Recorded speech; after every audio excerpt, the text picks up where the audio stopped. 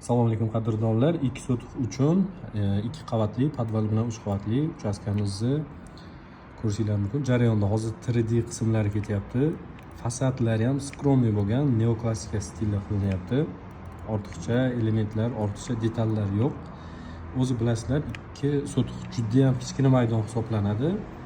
Shunga qaramasdan biz maksimal darajada hovli qoldirishga, yashil zonalarni ham qoldirishga harakat qilganmiz. Orqa tomonda kichkinagina hovlichamiz ham qoladi.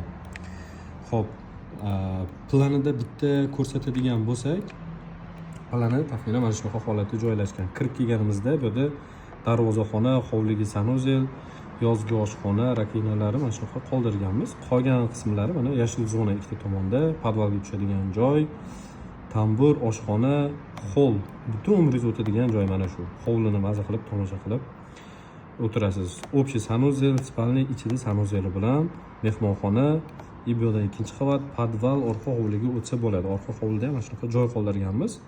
Yorug'lik, tabiiy yorug'lik, havo aylanishi uchun. 3D'sini bitta ko'rsatamiz.